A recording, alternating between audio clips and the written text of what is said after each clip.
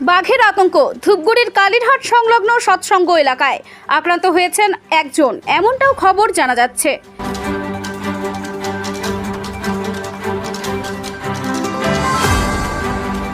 আরও একবার জানিয়ে রাখতে চাইব, ধূপগুড়ির কালীরহাট সংলগ্ন সৎসঙ্গ এলাকায় আজ সকাল থেকে বাঘের আতঙ্ক।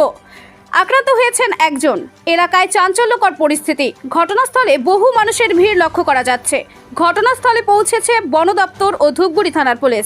ঘটনার বিষয়ে কি জানা যাচ্ছে, কি জানাচ্ছেন স্থানীয়রা, শুনবো।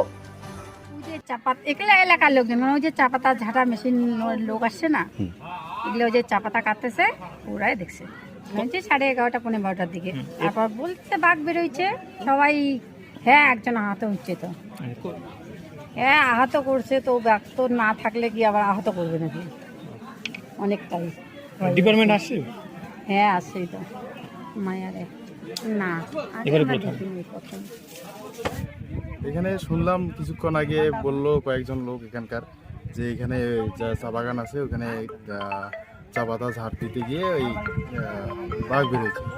প্রথমে শুনলাম, তারপরে তো ওইখানকার লোকাল কিছু পাবলিক ওইখানে ঢুকছিল, ঢোকার পরে মানে খোঁজার চেষ্টা করছিল না, তারপর ওই একজনকে হামলা করছিল।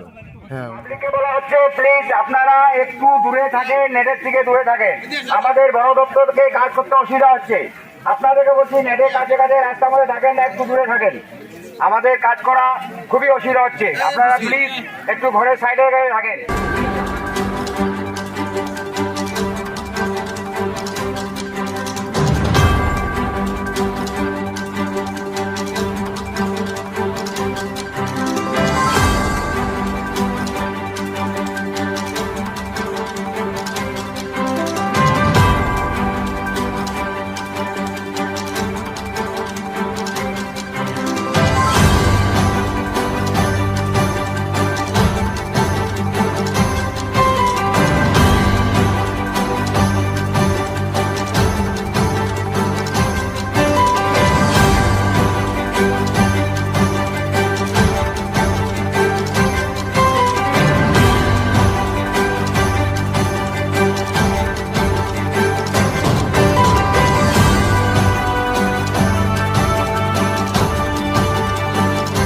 পাবলিককে বলা হচ্ছে প্লিজ আপনারা একটু দূরে থাকেন, নেটের থেকে দূরে থাকেন।